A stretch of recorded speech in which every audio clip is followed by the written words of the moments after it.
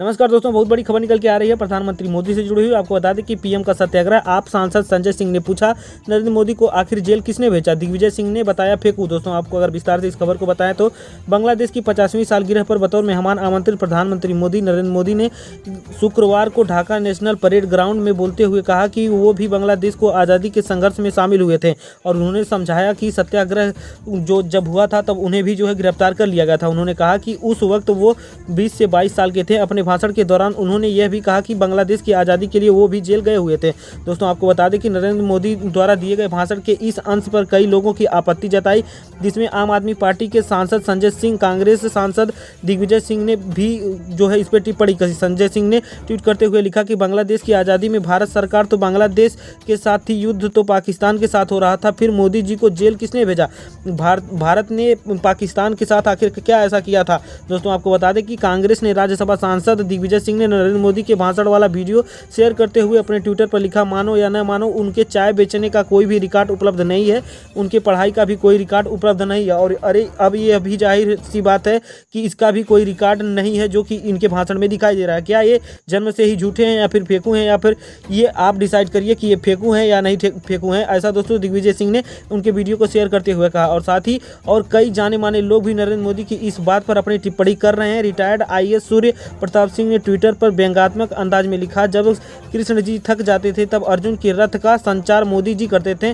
और साथ ही सूर्य प्रताप सिंह ने एक और ट्वीट किया, हड़प्पा की खुदाई में सबसे पहले छेनी और हथौड़ा लेकर के मोदी जी पहुंचे थे। खबर निकल के आ रही है दोस्तों किसान आंदोलन से जुड़ी हुई। आपको बता दें कि आखिर क्यों संयुक्त किसान मोर्चा को असहज कर सकता है राकेश टिकैत का ताज़ा बयान। दोस्तों अगर आपको इस खबर को विस्तार से बताएं तो दोस्तों जो कि केंद्रीय कृषि कानूनों को लेकर के पिछले 4 महीनों से जारी किसानों के धरना प्रदर्शन के दौरान भारतीय किसान यूनियन के राष्ट्रीय प्रवक्ता राकेश सिंह टिकैत के बयान आंदोलन में नए नए ट्विस्ट लाते जा रहे हैं। और आपको बता दें कि दिल्ली यूपी के गाजीपुर बॉर्डर पर किसान प्रदर्शनकारियों का नेतृत्व करने वाले भाकियू नेता राकेश सिंह टिकैत के बयान में एक बार फिर से संयुक्त किसान मोर्चा के समक्ष असमंजस की स्थिति पैदा कर दी है। और उन्होंने अपने ताज़ा बयान में एक बार फिर से अंडियन रुख अपनाते हुए कहा है कि वह दिल्ली यूपी के गाजीपुर बॉर्डर पर पक्के निर्माण करेंगे।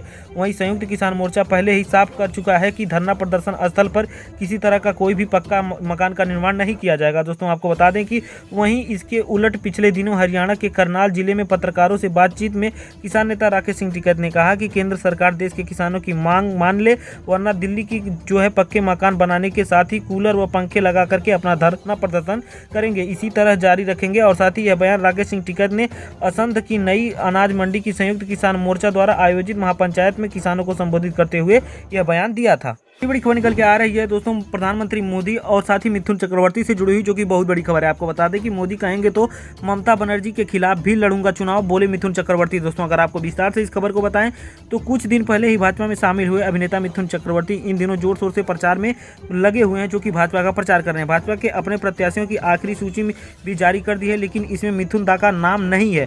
मिथुन पहले ही कह चुके हैं कि वह चुनाव नहीं लड़ेंगे। हालांकि आज तक पर प्रभु चावला के साथ इंटरव्यू के दौरान उन्होंने कहा कि अगर मोदी जी कह दें तो वह ममता के सामने भी उनके खिलाफ भी चुनाव लड़ सकते हैं। और साथ ही मिथुन चक्रवर्ती भाजपा के स्टार कैंपेनर भी हैं और स्टार प्रचारक के रूप में काम कर रहे हैं। सीधी बात अगर करें तो कार्यक्रम में प्रभु चावला ने मिथुन से पूछा कि अगर प्रधानमंत्री जी जिस सीट पर चुनाव लड़ रही हैं मुख्यमंत्री जी, मिथुन दा भी वहीं से चुनाव लड़ सकते हैं? तो उन्होंने कहा हाँ बिल्कुल लड़ सकते हैं, आपकी ना करने की हिम्मत होगी। और साथ ही उन्होंने ये भी कहा, उस सवाल में पूछा कि इस पर मिथुन ने कहा कि नहीं, मेरी हिम्मत ना करने की नहीं होगी अगर प्रधानमंत्री मोदी जी कहते हैं। पश्चिम बंगाल में 27 अप्रैल यानी कि शनिवार को पहले चरण के मतदान होने हैं। और साथ ही यहाँ भले ही चुनाव प्रचार थम गया हो, लेकिन दूसरे क्षेत्र में मिथुन चक्रवर्ती चुनाव प्रचार में लगे हुए हैं और साथ ही जोर शोर से प्रचार कर रहे हैं बीजेपी का। और साथ ही शुक्रवार को उन्होंने कई रोड शो किए। झाड़ग्राम में हुए उनके रोड शो में जबरदस्त भीड़ जमा हुई। यहाँ मिथुन ने कहा कि ये लोग इसलिए यहाँ आए हैं क्योंकि इन्हें बदलाव चाहिए, जो कि समय की मांग है। अगली बड़ी खबर निकल के आ रही है प्रधानमंत्री मोदी से जुड़ी हुई, जो कि बहुत बड़ी खबर है। आपको बता दें कि प्रधानमंत्री मोदी इस समय बांग्लादेश के दौरे पर हैं और साथ ही वहीं से इनकी ये बड़ी खबर निकल के आ रही है। मातुआ भाइयों बहनों ने मुझे परिवार के सदस्य की तरह प्यार दिया, ऐसा बोला है प्रधानमंत्री मोदी ने। दोस्तों अगर आपको विस्तार से इस खबर को बताएं तो प्रधानमंत्री नरेंद्र मोदी ने बांग्लादेश के दौरे के दूसरे दिन मतुआ समुदाय के लोगों को संबोधित करते हुए कहा कि मतुआ भाइयों बहनों ने मुझे परिवार के सदस्य की तरह प्यार दिया। और साथ ही उन्होंने ओराकंडी मंदिर के दर्शन के बाद उन्होंने अपने संबोधन में कहा कि पश्चिम बंगाल में ठाकुर नगर में जब मैं गया था तो वहाँ मेरे मतुआ भाइयों बहनों ने मुझे परिवार के सदस्य की तरह प्यार दिया था। विशेष तौर पर माँ बोडो ने अपनत्व की माँ की तरह से उनका जो है आशीर्वाद भी हमें मिला और साथ ही मेरे जीवन के अनमोल पल भी हैं। प्रधानमंत्री मोदी ने कहा कि भारत ओराकांडी में एक मिडिल स्कूल को आधुनिकीकरण बनाएगा और साथ ही एक प्राथमिक स्कूल भी खोलेगा। ओराकांडी में ही महुआ समुदाय के अत्याधुनिक जो है गुरु हरिचंद ठाकुर का जन्म हुआ था। उन्होंने ओराकांडी मंदिर में दर्शन के बाद मैं कई वर्षों से ओराकांडी आने का इंतजार कर रहा था और जब मैं 2015 में बांग्लादेश आया था तो मैंने ओराकांडी जाने की भी अभिलाषा व्यक्त की थी।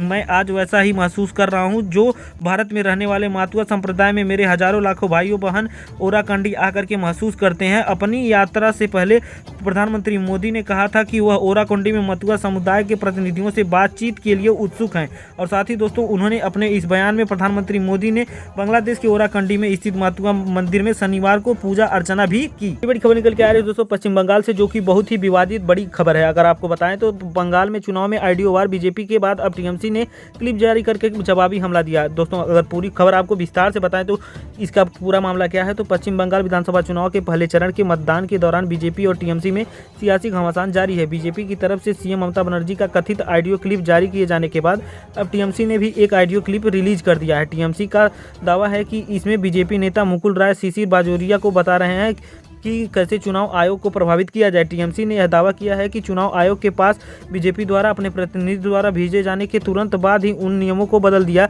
गया जो बीजेपी का पक्ष लेते हैं। ये निर्णय और किसी भी राजनीतिक दल के साथ किए जाना बिना जो है बहुत बड़ी ये जो है नाइंसाफ़ी है। आपको बता दें कि आज तक इस ऑडियो के क्लिप की प्रामाणिकता की पुष्टि नहीं की जा चुकी है। टीएमसी ने ऑडियो क्लिप के हवाला देते हुए कहा है कि इसमें मुकुल राय और शिशिर बाजोरिया बात कर रहे हैं। मुकुल राय बाजोरिया से कहते हैं कि उन्हें चुनाव आयोग से संपर्क करने के नियमों को बदलने की मांग करनी चाहिए ताकि बाहरी लोगों को भी बूथ एजेंट बनने का जो है मौका मिल सके। केवल स्थानीय लोगों को ही बीजेपी का बूथ एजेंट न बनाया जाए और साथ ही बीजेपी बड़े पैमाने पर हर बूथ एजेंट को देने का जो है सक्षम है। गौरतलब है कि इससे पहले नंदीग्राम में बीजेपी के नेता प्रलय पाल ने एक सनसनीखेज दावा करते हुए कहा कि सीएम ममता बनर्जी ने उन्हें खुद फोन किया था, उन्हें तृणमूल की जीत दिलाने में मदद करने को भी कहा था, जहां से उनके पूर्व सहयोगी शुभेंदु अधिकारी भी मैदान में हैं। बड़ी खबर निकल के आ रही है दोस्तों पेट्रोल डीजल के दामों से लेकर के, जो कि बहुत बड़ी खबर है। आपको बता दें कि सऊदी अरब की सलाह से नाराज है भारत, बताया अकूटनीतिक।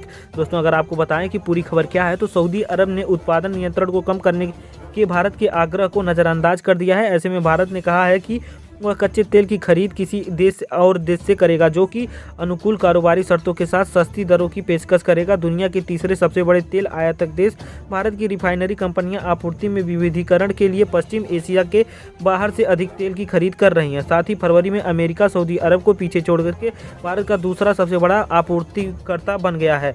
और साथ ही लेकिन यह पेट्रोलियम निर्यातक देशों में से संगठन और उनके अन्य सहयोगियों यानी कि ओपेक प्लस के उत्पादन में कड़ाई बरतने के जो 4 मार्च के फैसले के बाद जो है टाइम्स नेटवर्क के भारत आर्थिक सम्मेलन को संबोधित करते हुए पेट्रोलियम मंत्री धर्मेंद्र प्रधान ने कहा कि आयात पर निर्णय से पहले ही भारत ने अपने हितों का ध्यान रखेगा। साथ ही सऊदी अरब के ऊर्जा मंत्री अब्दुल अजीज बिन सलमान ने भारत से कहा था कि वह उत्पादकों से उत्पादन बढ़ाने को कहने के बजाय पिछले साल बेहद निचली कीमत पर खरीदे गए कच्चे तेल के इस्तेमाल करें। और साथ ही प्रधान ने कहा कि सऊदी अरब के ऊर्जा मंत्री का यह बयान एक नज़दीकी मित्र का कूटनीतिक बात है। प्रधान ने कहा कि भारत रणनीतिक और आर्थिक फैसले करते समय अपने हितों को ध्यान में रखेगा। उन्होंने कहा कि हम उपभोक्ता देश हैं और साथ ही हमें दीर्घावधि के लिए ऊर्जा का आयात करना है। ऐसे में जो भी देश हमें सस्ता व कच्चा तेल देगा, आसान शर्तों के साथ देगा, हम उसी से ही खरीदेंगे। अगली बड़ी खबर निकल के आ रही है दोस्तों स्मृति ईरानी से जुड़ी हुई, जो कि बहुत बड़ी खबर है। अगर आपको बताएं तो कोयम्बटूर पहुंची स्मृति ईरानी, स्कूटी चला करके किया बीजेपी का प्रचार।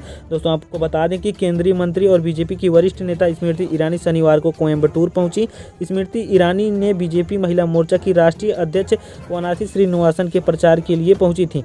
स्मृति ईरानी ने स्कूटी और साथ ही ऑटो रिक्शा में बैठ करके चुनाव प्रचार किया।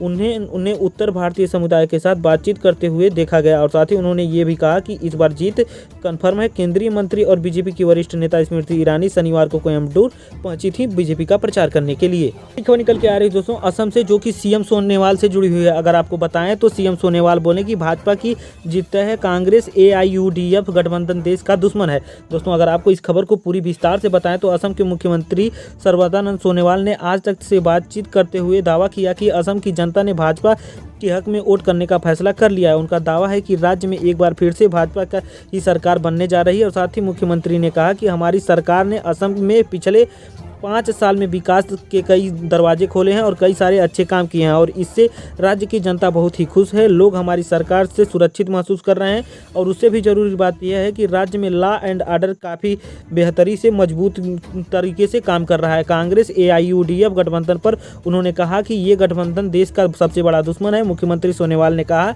कि कांग्रेस और AIUDF दोनों विदेशी घुसपैठियों की मदद करते हैं, इसीलिए ऐसी ताकतों को हराना हमारा कर्तव्य है। और साथ ही उन्होंने ये कहा कि हम देश को बचाने के लिए काम कर रहे हैं, हमारी जनता भी हमसे खुश है और हम सुरक्षा के लिए कमिटेड हैं। उन्होंने ये भी कहा कि असम में नागरिकता संशोधन यानी कि CAA का कोई भी मुद्दा नहीं है।